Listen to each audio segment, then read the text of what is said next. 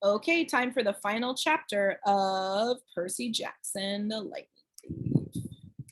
Chapter 22, The Prophecy Comes True. We were the first heroes to return alive to Half-Blood Hill since Luke, so of course everybody treated us as if we'd won some reality TV contest. According to camp tradition, we wore laurel wreaths to a big feast prepared in our honor, then led a procession down to the bonfire where we got to burn the burial shrouds our cabins had made for us in our absence. Annabeth's shroud was so beautiful, gray silk with embroidered owls. I told her it seemed a shame not to bury her in it. She punched me and told me to shut up. So yeah, burial shrouds were what they made for them to be buried in because they thought perhaps they made it in case they passed away. Okay, in case they died. Being the son of Poseidon, I didn't have any cabin mates, so the Ares cabin had volunteered to make my shroud. They'd taken an old bed sheet and painted smiley faces with X'd out eyes around the border and the word loser painted really big in the middle. It was fun to burn. As Apollo's cabin led the sing-along and passed out s'mores, I was surrounded by my old Hermes cabin mates, Annabeth's friends from Athena, and Grover's satyr buddies who were admiring the brand new searcher's license he'd received from the Council of Cloven Elders. The council had called Grover's performance on the quest brave to the point of indigestion, horns and whiskers above anything we have seen in the past. The only ones not in a party mood were Clarice and her cabin mates, whose poisonous looks told me they'd never forgive me for disgracing their dad. That was okay with me. Even Dionysus's welcome home speech wasn't enough to dampen my spirits. Yes, so the little brat didn't get himself killed, and now he'll have an even bigger head. Well, huzzah for that. And other announcements, there will be no canoe races this Saturday. I moved back into cabin 3, but it didn't feel so lonely anymore. I had my friends to train with during the day. At night, I lay awake and listened to the sea, knowing my father was out there.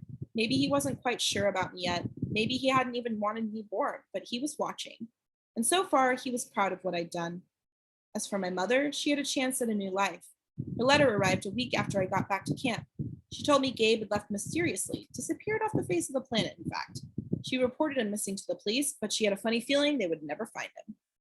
On a completely unrelated subject, she'd sold her first life-size concrete sculpture entitled The Poker Player to a collector through an art gallery in Soho. She'd gotten so much money for it, she'd put a deposit down in a new apartment and made a payment on her first semester's tuition at NYU. The Soho Gallery was clamoring for more of her work, which they called a huge step forward in super ugly neorealism. But don't worry, my mom wrote, I'm done with sculpture. I've disposed of that box of tools you left me. It's time for me to turn to writing. At the bottom, she wrote, a P.S., Percy, I found a good private school here in the city. I put a deposit down to hold you a spot in case you want to enroll for 7th grade.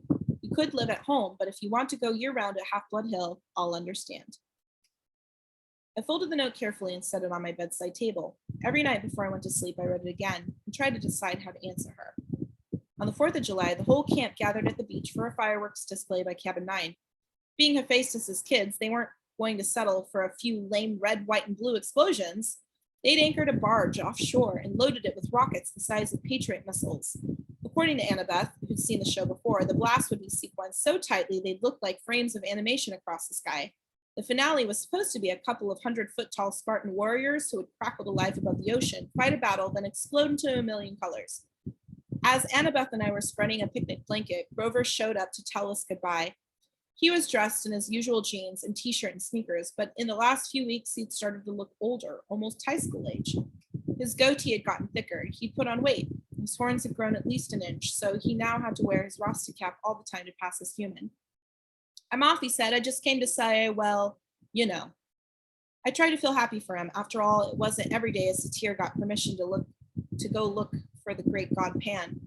But it was hard saying goodbye. I'd only known Grover a year, yet he was my oldest friend. Annabeth gave him a hug. She told him to keep his fake feet on. I asked him where he was going to search first. Kind of a secret, he said, looking embarrassed. I wish you'd come with me, guys, but humans and Pan... We understand, Annabeth said. You got enough tin cans for the trip? Yeah. And you remembered your reed pipes? Geez, Annabeth, he grumbled. You're like an old mama goat. But he didn't really sound annoyed. He gripped his walking stick and slung a backpack over his shoulder. He looked like any hitchhiker you might see on an American highway, nothing like the little runty boy I used to defend him. Nothing like the little runty boy I used to defend from bullies at Yancey Academy. Well, he said, wish me luck. He gave Annabeth another hug. He clapped me on the shoulder, then headed back through the dunes. Fireworks exploded to life overhead.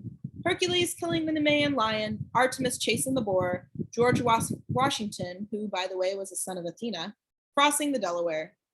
Hey, Grover, I called. He turned at the edge of the woods. Wherever you're going, I hope they make good enchiladas. Grover grinned, and then he was gone, the trees closing around him. We'll see him again, Annabeth said. I tried to believe it. The fact that no searcher had ever come back in 2,000 years, well, I decided not to think about that. Grover would be the first. He had to be. July passed. I spent my days devising new strategies for capture the flag and making alliances with other cabins to keep the banner out of Ares' hands. I got to the top of the climbing wall for the first time without getting scorched by lava. From time to time, I'd walk past the big house, glance up at the attic windows, and think about the oracle. I tried to convince myself that its prophecy had come to completion. You shall go west and face the god who has turned. Been there, done that, even though the traitor god had turned out to be Ares rather than Hades. You shall find what was stolen and see it safely returned. Check. 1 master bolt delivered, 1 helm of darkness back on Hades' oily head. You shall be betrayed by one who calls you a friend. This line still bothered me. Ares had pretended to be my friend, then betrayed me, but that must be what the oracle meant. And you shall fail to save what matters most in the end. I had failed to save my mom, but only because I'd let her save herself, and I knew that was the right thing. So why was I still uneasy? The last night of the summer session came all too quickly. The campers had one last meal together. We burned part of our dinner for the gods. At the bonfire, the senior counselors awarded the end of summer beads. I got my own leather necklace, and when I saw the bead for my first summer, I was glad the firelight covered my blushing. The design was pitch black, with a sea green trident shimmering in the center. The choice was unanimous, Luke announced. This bead commemorates the first son of the sea god at this camp, and the quest he undertook into the darkest part of the underworld to stop a war. The entire cabin got to their feet and cheered. Even Ares' cabin felt obliged to stand. Athena's cabin steered Annabeth to the front so she could share in the applause. I'm not sure I'd ever felt as happy or sad as I did at that moment. I'd finally found a family, people who cared about me and thought I'd done something right. And in the morning, most of them would be leaving for the year. The next morning, I found a form letter on my bedside table. I knew Dionysus must have filled it out because he stubbornly insisted on getting my name wrong. Dear Peter Johnson, if you intend to stay at Camp Half-Blood year-round, you must inform the big house by noon today. If you do not announce your intentions, we will assume you have vacated your cabin or died a horrible death. Cleaning harpies will begin work at sundown. They will be authorized to eat any unregistered campers. All personal articles left behind will be incinerated in the lava pit. Have a nice day, Mr. D. Dionysus, Camp Director, Olympian Council, number 12. That's another thing about ADHD. Deadlines just aren't real to me until I'm staring one in the face. Summer was over, and I still hadn't answered my mother or the camp or about whether I'd be staying. Now I had only a few hours to decide. The decision should have been easy. 9 months of hero training or 9 months of sitting in a classroom. Duh. But there was my mom to consider. For the first time, I had a chance to live with her for a whole year without Gabe. I had a chance to be at home and knock around the city in my free time. I remembered what Annabeth had said so long ago in our quest. The real world is where the monsters are. That's where you learn whether you're any good or not. I thought about the fate of Talia, daughter of Zeus. I wondered how many monsters would attack me if I left Half-Blood Hill. If I stayed in one place for a whole school year without Chiron or my friends around to help me, would my mother and I even survive until the next summer? That was assuming the spelling test and 5-paragraph essays didn't kill me. I decided I'd go down to the arena and do some sword practice. Maybe that would clear my head. The campgrounds were mostly deserted, shimmering in the August heat. All the campers were in their cabins packing up or running around with brooms and mops getting ready for a final inspection. Argus was helping some of the Aphrodite kids haul their Gucci suitcases and makeup kits over the hill, where the camp shuttle bus would be waiting to take them to the airport. Don't think about leaving yet, I told myself, just train. I got to the sword fighting arena and found that Luke had the same idea. His gym bag was plopped at the edge of the stage. He was working solo, wailing on battle dummies with a sword I'd never seen before. It must have been a regular steel blade because he was slashing the dummies' heads right off. stabbing through their straw-stuffed guts. His orange counselor shirt was dripping with sweat. His expression was so intense. His life might have really been in danger. I watched, fascinated, as he disemboweled the whole row of dummies, hacking off limbs and basically reducing them to a pile of straw and armor. They were only dummies, but I couldn't help being awed by Luke's skill. The guy was an incredible fighter. It made me wonder again how he possibly could have failed at his quest. Finally, he saw me and stopped mid-swing. Percy. Sorry, I said, embarrassed. It's okay, he said, lowering his sword, just doing some last-minute practice. Those dummies won't be bothering anybody anymore. Luke shrugged. We build new ones every summer. Now that his sword was swirling around, I could see something odd about it. The blade was two different types of metal. One edge bronze, the other steel. Luke noticed me looking at it. Oh, this? New toy. This is a backbiter. Backbiter? Luke turned the blade in the light so it glinted wickedly. One side is celestial bronze, the other distempered steel. Works on mortals and immortals both. I thought about what Kirana told me when I started my quest, that a hero should never harm mortals unless absolutely necessary. I didn't know they could make weapons like that. They probably can't, Luke agreed. It's one of a kind. He gave me a tiny smile, then slid the sword into its scabbard. Listen, I was going to come looking for you. What do you say we go down to the woods one last time, look for something to fight? I don't know why I hesitated. I should have felt relieved that Luke was being so friendly. Ever since I'd gotten back from the quest, he'd been acting a little distant. I was afraid he might resent me for all the attention I'd gotten. You think it's a good idea, I asked? Oh, come on! He rummaged in his gym bag and pulled out a 6-pack of Cokes. Drinks are on me! I stared at the Cokes, wondering where the heck he'd gotten them. There was no regular mortal sodas at the camp store. No way to smuggle them in unless you talked to a satyr, maybe. Of course, the magic dinner goblets would fill with anything you want, but it just didn't taste the same as a real Coke straight out of the can. Sugar and caffeine, my willpower crumbled. Sure, I decided, why not? We walked down to the woods and kicked around for some kind of monster to fight, but it was too hot. All the monsters with any sense must have been taking siestas in their nice, cool caves. We found a shady spot by the creek where I'd broken Clarice's spear during my first capture the flag game. We sat on a big rock, drank our Cokes, and watched the sunlight in the woods. After a while, Luke said, You miss being on a quest? With monsters attacking me every 3 feet? Are you kidding? Luke raised an eyebrow. Yeah, I miss it, I admitted. You? The shadow passed over his face. I was used to hearing from the girls how good-looking Luke was, but at that moment, he looked weary and angry and not at all handsome. His blonde hair was gray in the sunlight. The scar on his face looked deeper than usual. I could imagine him as an old man. I've lived at Half-Blood Hill year-round since I was 14, he told me. Ever since Talia, well, you know. I trained and trained and trained. I never got to be a normal teenager out there in the real world. Then they threw me one quest, and when I came back, it was like, okay, ride's over, have a nice life. He crumpled his Coke can and threw it into the creek, which really shocked me. One of the first things you learn at Camp Half-Blood is don't litter. You'll hear from the nymphs and the naiads. They'll get even. You'll crawl into bed one night and find your sheets filled with centipedes and mud. The heck with laurel wreaths, Luke said. I'm not going to end up like those dusty trophies in the big house attic. You make it sound like you're leaving. Luke gave me a twisted smile. Oh, I'm leaving all right, Percy. I brought you down here to say goodbye. He snapped his fingers. A small fire burned a hole in the ground at my feet. Out crawled something glistening black, about the size of my hand. A scorpion. I started to go for my pen. I wouldn't, Luke cautioned. Pit scorpions can jump up to 15 feet. A stinger can pierce right through your clothes. You'll be dead in 60 seconds. Luke, what? Then it hit me. You will be betrayed by one who calls you a friend. You, I said. He stood calmly and brushed off his jeans. The scorpion paid no attention. It kept its beady black eyes on me, clamping its pincers as it crawled onto my shoe. I saw a lot out there in the world, Percy, Luke said. Didn't you feel it? The darkness gathering, the monsters growing stronger. Didn't you realize how useless it all is? All the heroics, being pawns of the gods. They should have been overthrown thousands of years ago, but they've hung on thanks to us half-bloods. I couldn't believe this was happening.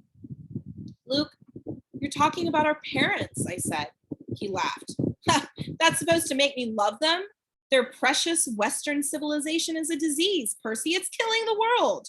The only way to stop it is to burn it to the ground. Start over with something more honest. You're as crazy as Ares.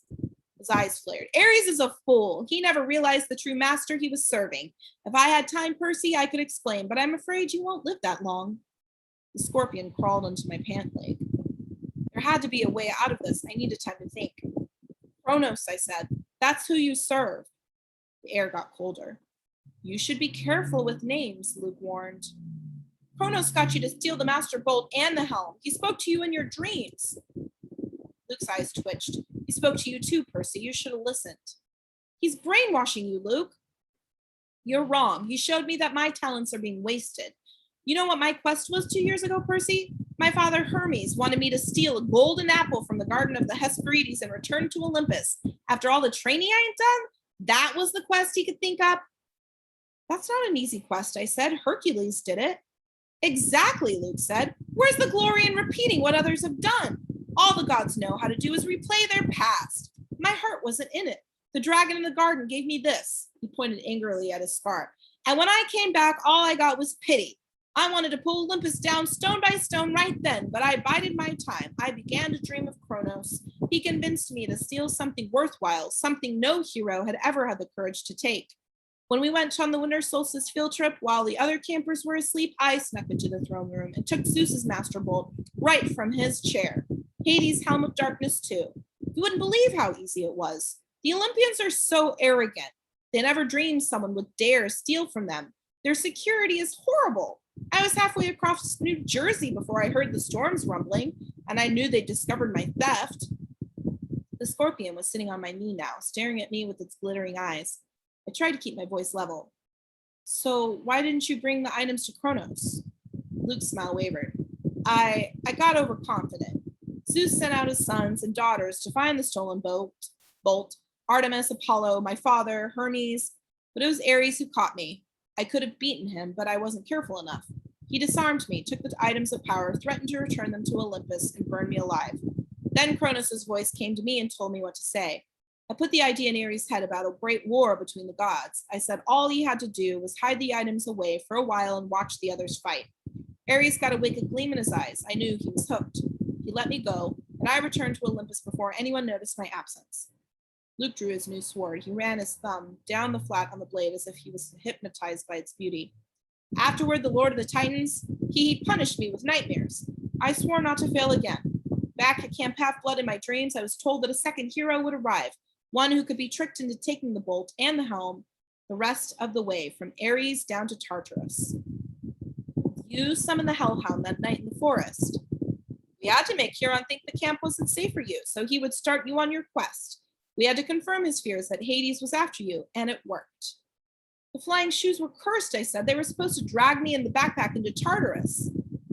And they would have if you'd been wearing them, but you gave them to the satyr, which wasn't part of the plan. Grover messes up everything he touches. He even confused the curse. Luke looked down at the scorpion, which is now sitting on my thigh. You should have died in Tartarus, Percy. But don't worry. I'll leave you with my little friend to set things right. Talia gave her life to save you, I said, gritting my teeth, and this is how you repay her. Don't speak of Talia, he shouted. The gods let her die. That's one of the many things they'll pay for. You're being used, Luke. You and Ares both. Don't listen to Kronos. I've been used? Luke's voice turned shrill. Look at yourself. What has your dad ever done for you? Kronos will rise. You've only delayed his plans. He will cast the Olympians into Tartarus and drive humanity back to their caves, all except the strongest, the ones who serve him. Call off the bug, I said. If you're so strong, fight me yourself. Luke smiled. Nice try, Percy, but I'm not Ares. You can't bait me. My lord is waiting, and he's got plenty of quests for me to undertake. Luke, goodbye, Percy. There is a new golden age coming. You won't be part of it. He slashed his sword in an arc and disappeared in a ripple of darkness. The scorpion lunged. I swatted it away with my hand and uncapped my sword. The thing jumped at me and I cut it in half in midair. I was about to congratulate myself until I looked down at my hand. My palm had a huge red welt, oozing and smoking with yellow guck. The thing had gotten me after all. My ears pounded, my vision went foggy. The water, I thought, it healed me before. I stumbled to the creek and submerged my hand, but nothing seemed to happen. The poison was too strong. My vision was getting dark. I could barely stand up. 60 seconds, Luke had told me. I had to get back to camp. If I collapsed out here, my body would be dinner for a monster. Nobody would ever know what had happened. My legs felt like lead. My forehead was burning. I stumbled toward the camp, and the nymphs stirred from their trees. Help, I croaked. Please. Two of them took my arms, pulling me along. I remember making it to the clearing, a counselor shouting for help, a centaur blowing a conch horn. Then everything went black. I woke with a drinking straw in my mouth. I was sipping something that tasted like liquid chocolate chip cookies. Nectar. I opened my eyes. I was propped up in bed in the sick room of the big house, my right hand bandaged like a club. Argus stood guard in the corner. Annabeth sat next to me, holding my nectar glass and dabbing a washcloth on my forehead. Here we are again, I said. You idiot, Annabeth said, which is how I knew she was overjoyed to see me conscious. You were green and turning gray when we found you, if it weren't for Kieran's healing. Now, Kieran's voice said. Percy's constitution deserves some of the credit. He was sitting near the foot of my bed in human form, which was why I hadn't noticed him yet. His lower half was magically compacted into the wheelchair, his upper half dressed in a coat and tie. He smiled, but his face looked weary and pale, the way it did when he'd been up all night grading Latin papers. How are you feeling? He asked. Like my insides had been frozen and microwaved. Apt considering that was a pit scorpion venom. Now you must tell me, if you can, exactly what happened. Between sips of nectar, I told them the story. The room was quiet for a long time. I can't believe that, Luke, Annabeth's voice faltered. Her expression turned angry and sad. Yes, I can believe it. May the gods curse him. He was never the same after his quest. This must be reported to Olympus, Kieran murmured. I will go at once. Luke is out there right now, I said. I have to go after him. Kieran shook his head. No, Percy, the gods. Won't even talk about Kronos, I snapped. Zeus declared the matter closed. Percy, I know this is hard, but you must not rush out for vengeance. You aren't ready. I didn't like it, but part of me suspected Kieran was right. One look at my hand, and I knew I wasn't going to be sword fighting anytime soon. Kieran, your prophecy from the oracle, it was about Kronos, wasn't it? Was I in it? And Annabeth? Kieran glanced nervously at the ceiling. Percy, it isn't my place. You've been ordered not to talk to me about it, haven't you? His eyes were sympathetic but sad. You will be a great hero, child. I will do my best to prepare you, but if I'm right about the path ahead of you. Thunder boomed overhead, rattling the windows. All right, Kieran shouted. Fine! He sighed in frustration. The gods have their reasons, Percy. Knowing too much of your future is never a good thing. We can't just sit back and do nothing, I said. We will not sit back, Kieran promised, but you must be careful. Kronos wants you to come unraveled. He wants your life disrupted, your thoughts clouded with fear and anger. Do not give him what he wants. Train patiently. Your time will come. Assuming I live that long. Kieran put his hand on my ankle. You'll have to trust me, Percy. You will live. But first you must decide your path for the coming year. I cannot tell you the right choice. I got the feeling that he had a very definite opinion, and it was taking all his willpower not to advise me. But you must decide whether to stay at Camp Half-Blood year-round or return to the mortal world for 7th grade and be a summer camper. Think on that. When I get back from Olympus, you must tell me your decision. I wanted to protest. I wanted to ask him more questions, but his expression told me there would be no more discussion. He had said as much as he could. I'll be back as soon as I can, Kieran promised. Argus will watch over you. He glanced at Annabeth. Oh, and my dear, whenever you're ready, they're here. Who's here? I asked. Nobody answered. Kieran rolled himself out of the room. I heard the wheels of his chair clunk carefully down the front steps, 2 at a time. Annabeth studied the ice in my drink. What's wrong? I asked her. Nothing. She set the glass on the table. I just took your advice about something. You need anything? Yeah, help me up. I want to go outside. Percy, that isn't a good idea. I slid my legs out of bed. Annabeth caught me before I could crumple to the floor. A wave of nausea rolled over me. Annabeth said, I told you. I'm fine, I insisted. I didn't want to lie in bed like an invalid while Luke was out there planning to destroy the Western world. I managed to step forward, then another, still leaning heavily on Annabeth. Argus followed us outside, but he kept his distance. By the time we reached the porch, my face was beaded with sweat. My stomach had twisted into knots, but I'd managed to make it all the way to the railing. It was dusk. Camp looked completely deserted. The cabins were dark, and the volleyball pit silent. No canoes cut the surface of the lake. Beyond the woods and the strawberry fields, the Long Island Sound glittered in the last light of the sun. What are you going to do? Annabeth asked me. I don't know. I told her I got the feeling Kieran wanted me to stay year round, to put in more individual training time, but I wasn't sure that that's what I wanted. I admitted I'd feel bad about leaving her alone, though, with only Clarice for company. Annabeth pursed her lips and said quietly, I'm going home for the year, Percy. I stared at her. You mean to your dad's? She pointed toward the crest of Camp of Half-Blood Hill. Next to Talia's pine tree, at the very edge of the camp's magical boundaries, a family stood silhouetted. 2 little children, a woman, and a tall man with blonde hair. They seemed to be waiting. The man was holding a backpack that looked like the one Annabeth had gotten from Waterland in Denver. I wrote him a letter when we got back, Annabeth said, just like you suggested. I told him I was sorry. I'd come home for the school year if he still wanted me. He wrote back immediately. We decided we'd give it another try. That took guts. She pursed her lips. You won't try anything stupid during the school year, will you? At least not without sending me an iris message? I managed to smile. I won't go looking for trouble. I usually don't have to. When I get back next summer, she said, we'll hunt down Luke. We'll ask for a quest. But if we don't get approval, we'll sneak off and do it anyway. Agreed? Sounds like a plan worthy of Athena. She held out her hand. I shook it. Take care, seaweed brain, Annabeth told me. Keep your eyes open. You too, wise girl. I watched her walk up the hill and join her family. She gave her father an awkward hug and looked back the valley one last time. She touched Talia's pine tree, then allowed herself to be led over the crest and into the mortal world. For the first time at camp, I felt truly alone. I looked out at Long Island Sound, and I remembered my father saying, the sea does not like to be restrained. I made my decision. I wondered if Poseidon were watching. Would he approve of my choice? I'll be back next summer, I promised him. I'll survive until then. After all, I am your son. I asked Argus to take me down to cabin 3 so I could pack my bags for home. The end. I hope you enjoyed this book. And if you are so motivated, you can check out the next book in the series. I will see you later.